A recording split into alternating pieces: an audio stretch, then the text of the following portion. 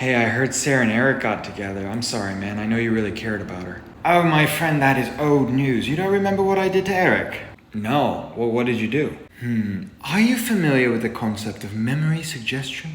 No, what is that? Well, you see, the way you make someone believe a lie is not by telling them straight out, but hiding the lie within the truth. How do you do that? It's easy if I just show you. Remember when you first learned to ride a bike? Yeah, how could I forget? Yeah, so you remember when you were on your little red bike and your father was pushing you from behind and then he finally let you go. And for 5 seconds, you were riding a bike on your own for the first time and the feeling of joy was overwhelming. And of course you fell off, but to this day, it is a sweet memory. Yeah, I remember telling you this story. Yes, but the bike wasn't red, was it?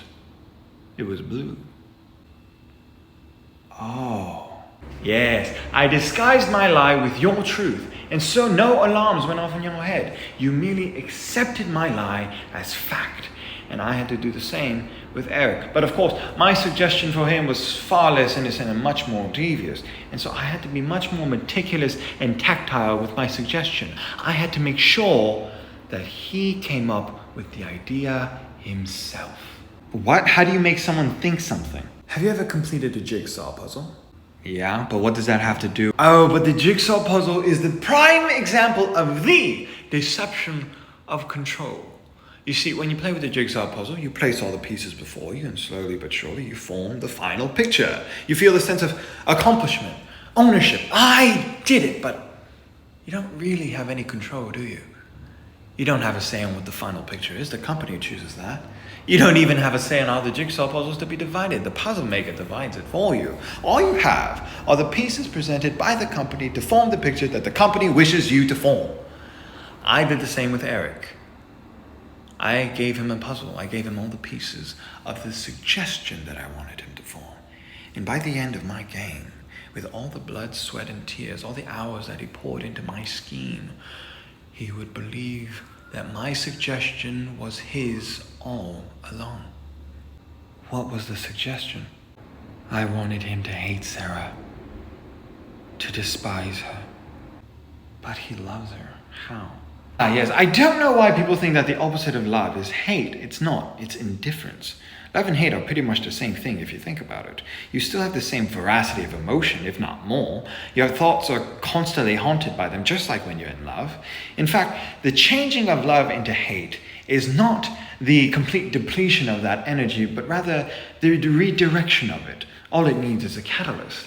And I found this catalyst in the form of the death of Eric's mother.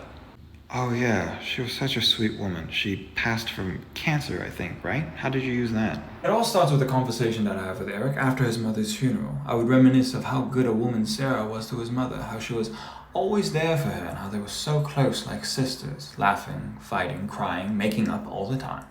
Just to suggest 2 things. 1, that she was always with his mother, and 2, that her emotions are quite variable. And then a month from that conversation, I would complain to him about a woman that I was seeing, completely fiction of course, and how I suspected that she might be bipolar, for her emotional roller coaster was draining me, both physically and emotionally. 2 puzzle pieces, all to suggest that Sarah is bipolar? Yes, of course he didn't buy it right away, but the thought was lingering in his head. All he needed was evidence, and I knew that during such an emotionally tumultuous time that evidence would be overabundant. Every fight, every tear, even every smile would all be evidence for his idea that she was crazy. But how did that make him hate her? Well, after one particularly bad fight, Eric would come to me for advice, asking how to navigate his relationship. And I would tell him that they need to rebuild their trust, that they need an open door policy. And the first thing to start with is by looking through each other's phones. He thought it was a great idea, but how surprised would he be to learn that on her phone, in her search history, before his mother's death, was the search result, euthanasia. What? Yes, and Eric was quite confused as well. But the final blow was struck by chance. I couldn't have planned it better myself. You see, Sarah's family had a family pet, a dog, which was quite mature in age. And unbeknownst to the scrutiny that she was under, she would tell in front of Eric that the best possible choice was to put it down, out of its misery, so it no longer had to be in pain. Oh, you should have seen Eric's face. You made Eric think Sarah killed his mother. No, my deception failed. What? You see, the problem with a puzzle is that people often get bored or frustrated by them, and then they flip the table, reverting everything back to chaos. Eric was no different. Seems like my suggestion was too much for his frail mind, and so he threw all the pieces in the air, even his own memory, distorting his reality and losing himself in the process. Whoa, so what happened to him? You tell me, Eric. Eric? I'm not it. What are you talking about? How many changes in reality did you experience just in this conversation?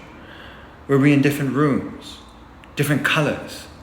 Shades? What have you done to me? No. What has she done to us?